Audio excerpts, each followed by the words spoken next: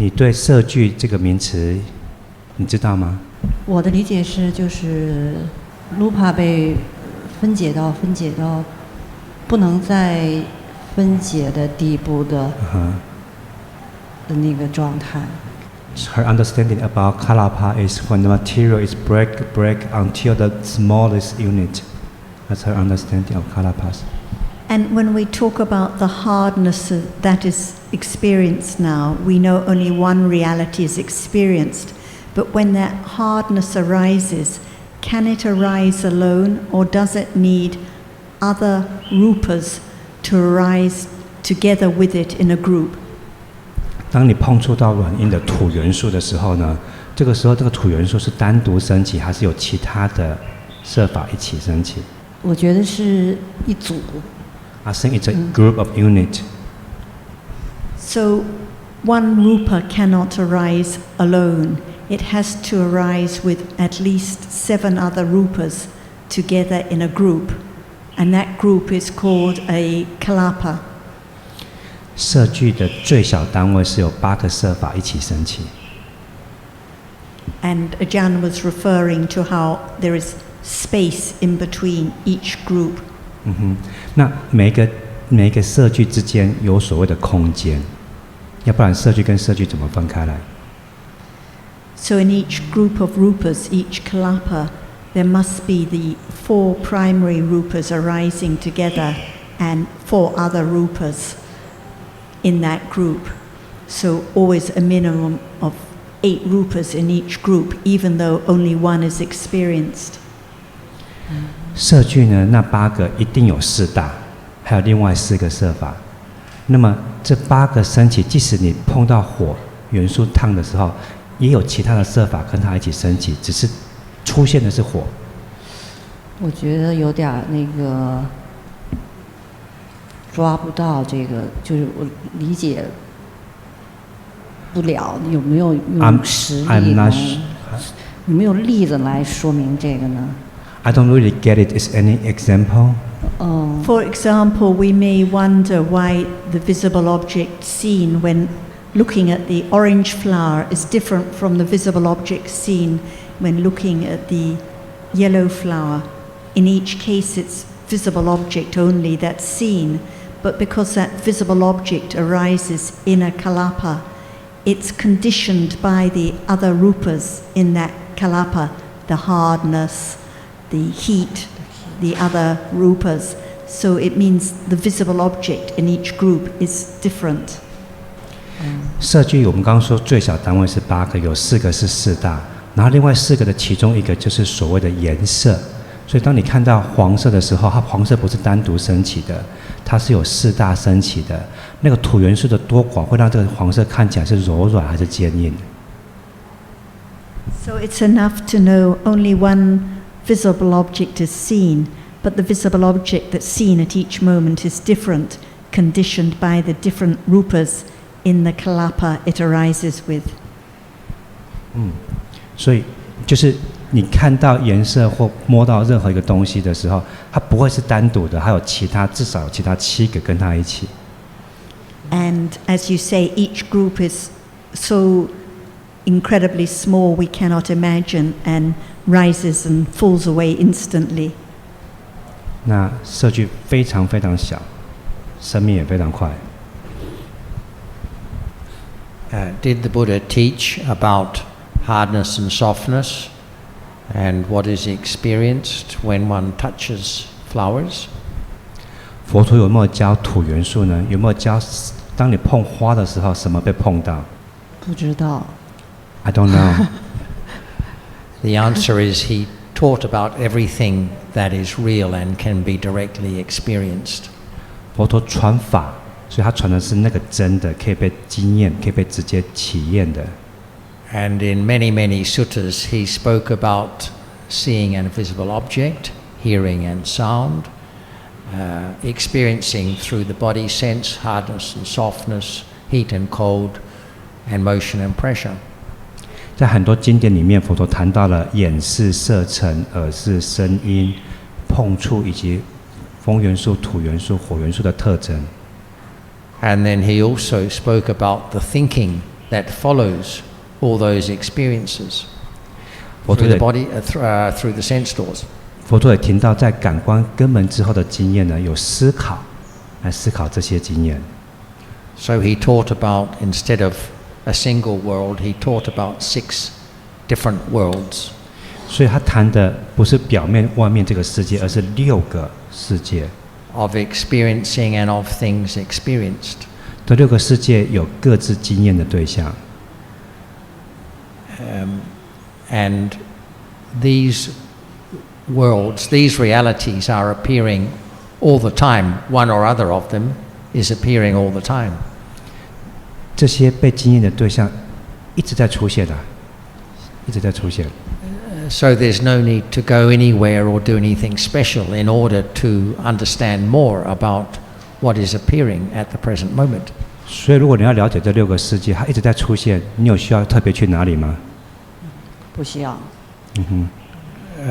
Because what is appearing presents itself to awareness or understanding. There doesn't have to be a choice of what is known better, what is better understood.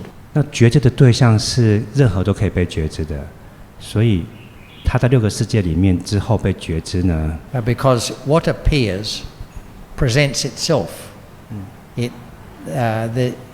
There doesn't have to be a selection of something to appear or be known.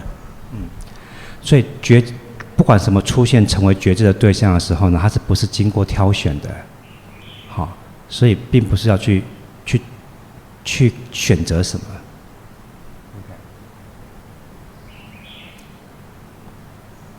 And I think we can see that just from this discussion, having a better understanding of the meaning of the Buddha's teaching is a condition for having a better understanding of the realities that are appearing at the present moment. 我们现在做的事情呢，讨论佛法是一个因缘条件，让智慧升起。这个的累积呢，成为法后来出现的清楚的条件。Because the Buddha explained in detail the reality of the world as it appears. 佛陀解释所谓的世界到底是什么出现，是解释得很清楚的。And it's the understanding of that explanation that is a condition for those realities to appear to awareness and understanding. 所以他解释的那些法能够出现的清楚的因缘条件是有没有智慧来了解他讲什么，他讲的东西有被了解吗？才能成为法出现清楚的因缘条件。Ajahn often reminds us that awareness should be very, very natural, that we should not change anything that is the self. Should be very natural. And not change anything. John 会提醒我们，必须很自然的，法现在的升起，不是要试着改变它。And this is in connection with changing one's lifestyle, that one thinks one should change the lifestyle. 所以会有一个倾向，为了学佛法，好像就应该改变你的生活形态习惯，不是要这样子的。There is an idea that there should not be any akusala, and akusala cannot be object of awareness. 比如说，我们可能会说不应该有不善，可是不善可以成为被了解的对象。But I'm so grateful of all the reminders of my good friends like Jonathan, that whatever akusala arises, don't change it, but know it. 所以就像Jonathan 会提醒的一样，不管是不是不善升起，它可以被知道啊，它可以被了解。Because there's sometimes the idea that we have to have a better lifestyle to have more awareness, but that is self trying to have awareness, taking it for self. 一旦我们认为某一个固定的生活形态是有助于觉知升起的时候，那个是我跑进来，我试着要创造一个东西来增加更多觉知，那是邪见。Because we think, oh, I'm so forgetful, and it shouldn't be like this. But that is the wrong idea of awareness. 所以当我们告诉自己我不应该这样的时候呢，那就是对觉知又有错误的了解了。事实上那一刻就有我了嘛。We learn that awareness is a mental reality, a Dhamma, but we still forget and all the time think, oh, there should be awareness, more awareness. 觉知或者是念也是一个法，我们会常常忘掉它，所以我们常常会倾向于我应该要有，我应该要有。And yesterday I heard a question which I found very useful. When one learns about the Dhamma, is one's life then really different from usual? I'm sorry, what do you mean? Is one's life changed? Does one change one's life when one has understood a little bit more about the Dhamma? 当我们越来越了解法的时候呢，我们就不会试着去改变我们的日常生活的其他事情，很自然的。But there are just our usual life things that we like and we are attached to. Like for me it is music, for someone else it is swimming, whatever. It should be natural. 我们还有累积的贪爱啊，只是对象不同，不管是丽娜喜欢听音乐，或者是谁喜欢贪爱游泳，很自然的。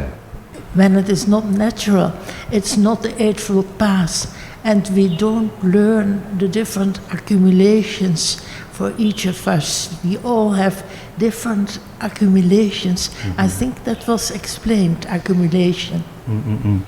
我们每个人都累积不同的习性呢，所以不会有人是一样的。一旦有那个想法，不是只要是不自然的，想要去强迫改变什么，它不可能是正道。So it's good that we don't worry about our life after hearing the Dhamma, just normal, natural. 所以当我们真的了解佛法的核心的时候，生活会变比较轻松，很好。What we're talking about now, Sue, is this what you call the no method way? 我们现在的方式是不是所谓的没有方法？Or she said natural, now it's quite natural discussion. So the understanding of realities. Did the Buddha teach any other way, or did he just teach one way, the natural way, understanding what appears now? 除了这个自然的所谓的自然的方法，佛陀有教别的方法吗？我认为是有的，因每一个他来的那个弟子的根器不同，他可能有教他一些方法。I think yes, because when people different bhikkhu go ask him, Buddha gave instruction, you can do this or you can do that. He gave some method.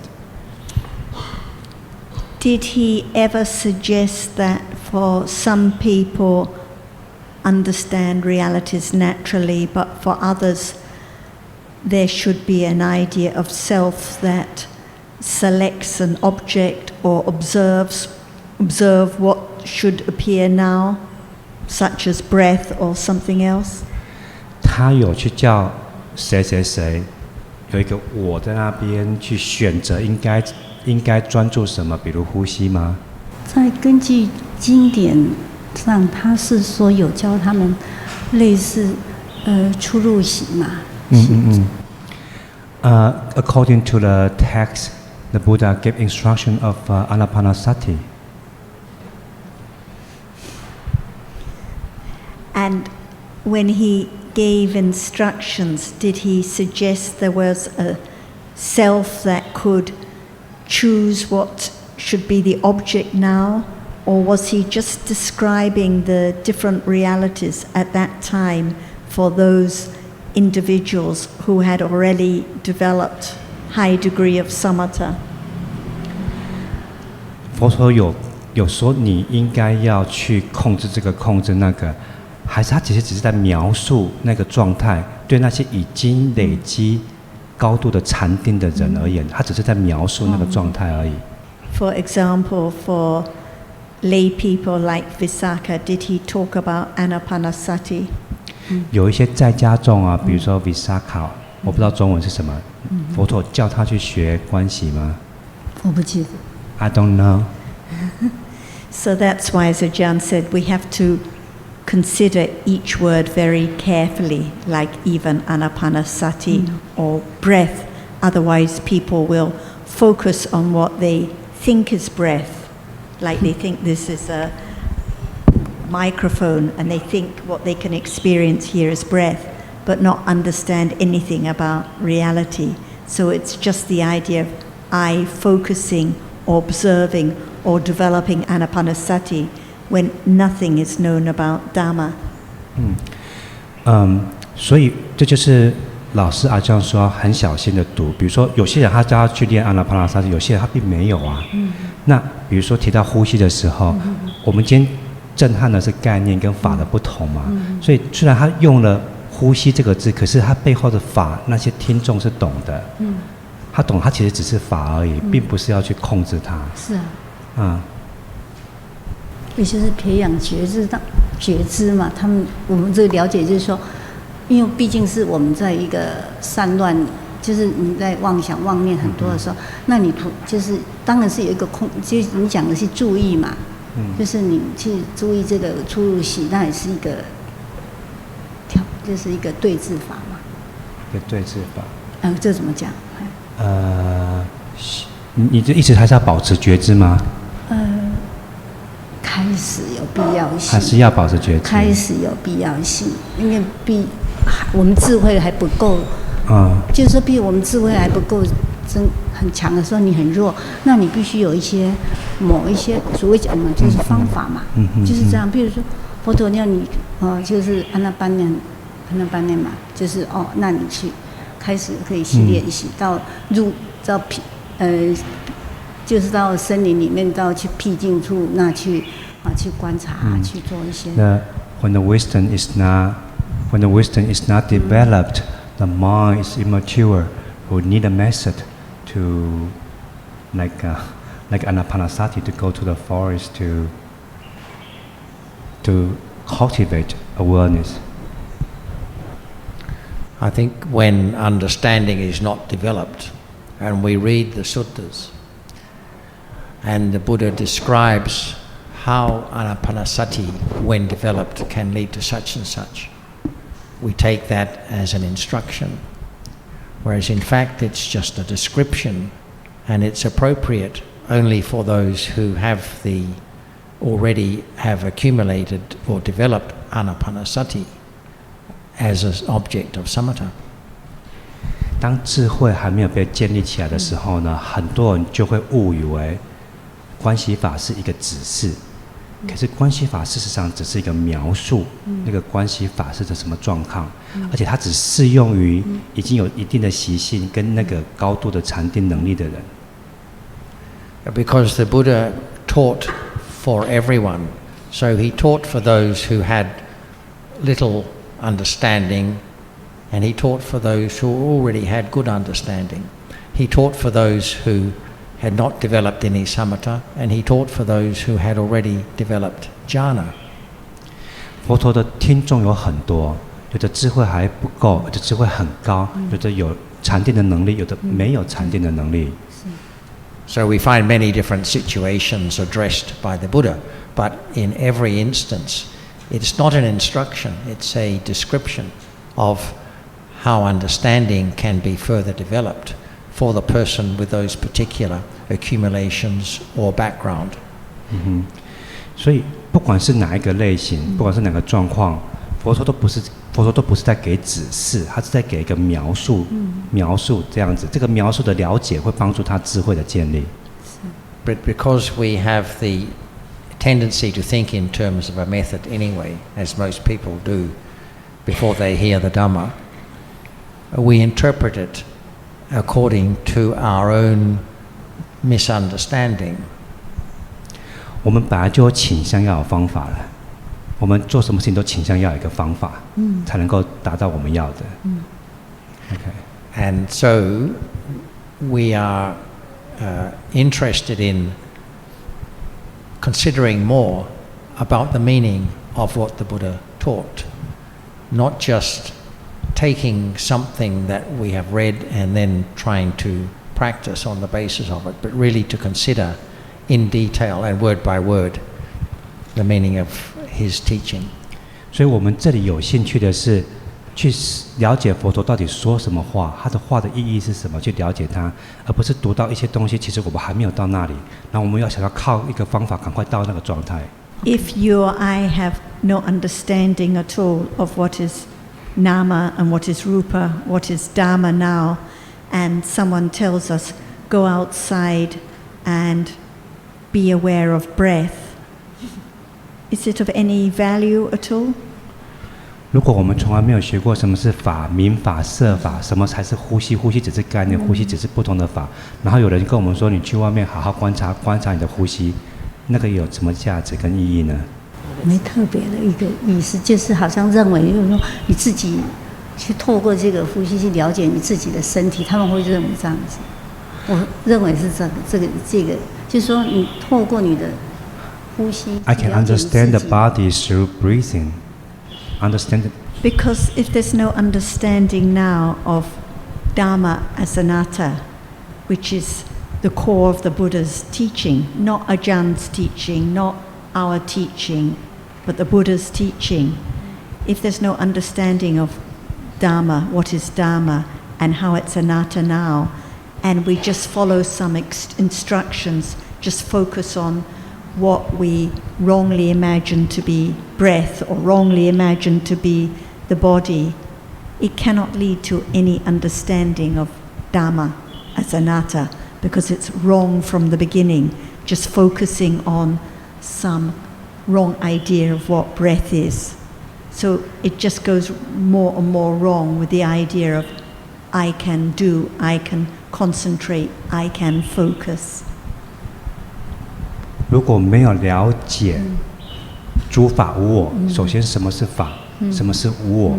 如果每一刻都只是法，这些法都是无我，如果这个没有基本的了解，那么呼吸跟我的身体就变成是我在做这个做那个，所以就不可能更进一步了解，其实只有法没有我。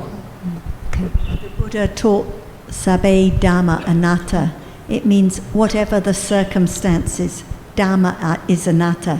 No one can do anything. No one can concentrate. No one can focus. No one can follow a method, because there are just dhammas which are conditioned and anatta. So whatever we read, whatever we hear, has to be understood that all dhammas are anatta. 所以诸法无我是佛陀教的，不是阿江老师教的，不是他们教的。诸法无我这件事情的意思是，不管在任何状况下，就只有法没有我，所以任何状况都一样，都不可能去控制它。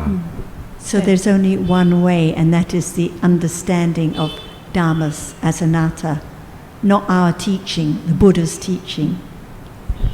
诸法无我，核心很。只有法的生命。你如果不真的了解诸法无我，你就会掉入我在做这个做那个。对，Yeah, I want to ask if you think that the bhikkhus listening to the Buddha teaching about Anapanasati, do you think they knew about a visible object? Do you know that? Do you think that visible object appeared well to them, to the bhikkhus to whom the Buddha was teaching Anapanasati? The question is for Sue. Okay. 所以当佛陀教那些比丘观息法的时候，你觉得那些比丘知不知道什么是色尘？你觉得那些比丘法已经出现清楚了没有？他是问你，你觉得对那些比丘而言，法已经出现清楚了吗？应该是清楚了，他才慢慢去了解。Yeah, it should be clear. It should be well, appearing well. Yeah, I think so too. 你们懂这个问题的意义在哪里啊？就是因为他已经知道法清楚了，所以他不会。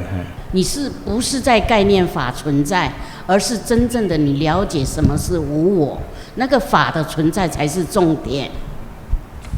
Yeah, Susan agreed with Alberto that for those bhikkhus, the Dhamma already appear well, so they don't get confused in the concept. They don't get the idea of I can do this, do that. 所以刚刚那个小富是说，那些比丘已经知道什么是法了，他已经不是落在概念的我做这个做这样，我在做这个或者我在做那个。我认为不是完全清楚。假如他完全清楚，他是不会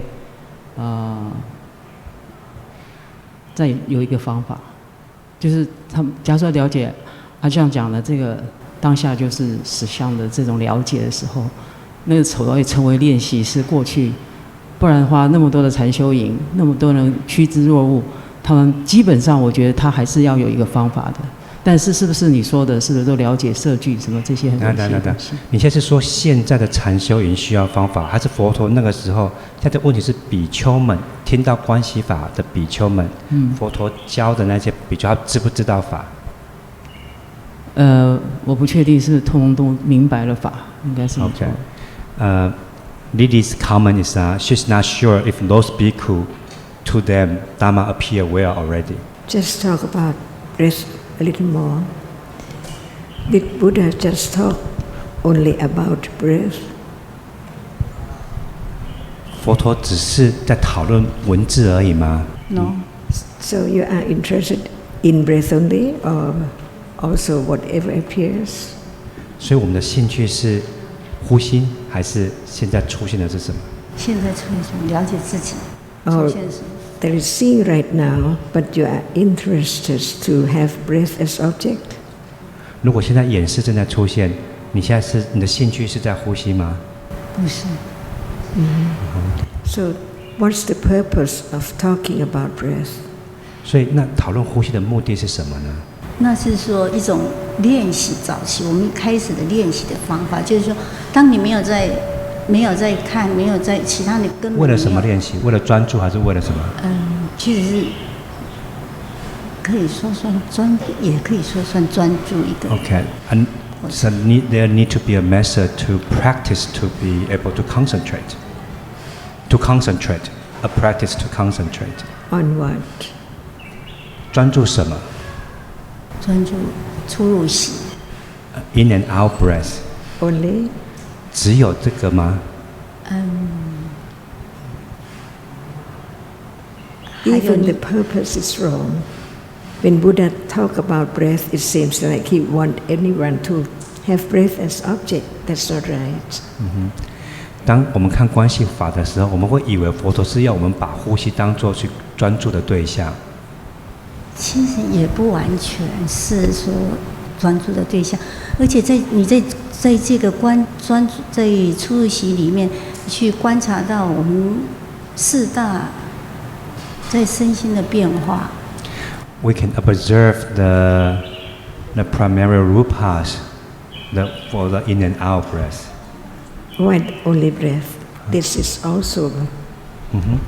那你说观察四大，这里有没有四大？都有。这里也有四大，对不对 ？OK.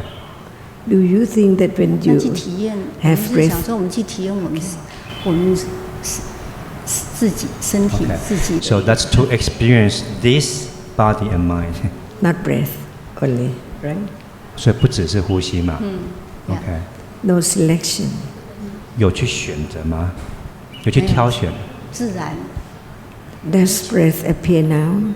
现在呼吸有没有出现？有。Yes. Yes. Really? You? Does breath all appear? about. Breath is all about. Not appear. 呼吸这两个字在想而已。在想。So what appears now? 那所以现在什么出现？There's talking now. Is that appear? 它的出现是指有没有法出现？有，我们在交谈，在沟通这个法。We are discussing, we are communicating. Yes, but what is the reality of? 所以当你说我们在谈这句话的背后是什么实相，会让你认为有这句话？就是法。法的生命。They are Dhamma rising and passing away. Not just the word Dhamma. What is the reality of this moment? 不只是法这个字，那是什么？是什么法？你说现在有法生灭，以至于你会讲出我们在讲话。也就是说，我们有什么比如有什么法在出现？声音的还有sound thinking。 You said talking now. What are the realities when talking? 当你说我们在讲话，那讲话是哪个实相？什么实相让你认为是讲话？想 Thinking。 响应。 So in reality, is there any talking now? 所以在实相里面有所谓的讲话吗？讲话是一个法吗？它是概念。It's a concept. So just different namas and rupas, that's all. 所以就只是不同的名色法而已嘛。And when you talk about being aware of mind body, what is the reality of mind body? 当你说你要更了解自己的身心的时候，那个身心在哪里？就是因为还有一个我嘛。我还有一个我相。So there's an idea of I. Something, right? And when there's the idea of being, of breath appearing, being aware of breath, what is the reality? 所以那个只是一个东西在这里嘛，所以当我们说去观察呼吸的时候，那是什么？那是什么实相？我们会说我要观察呼吸，对不对？那个时候是什么法？有什么法在生灭？也是名色法。Also nama rupa. What nama, when you talk about breath, what nama appears, what rupa appears? 当你谈呼吸的时候，是什么名法升起，什么色法升起？名法是心，那呼吸你去观察到它那个风的元素在进出。There's a thinking, the chitta know the wind element. When she said observe the breath. So moments of, did you say thinking or? Thinking, she said, 你说心在想吗？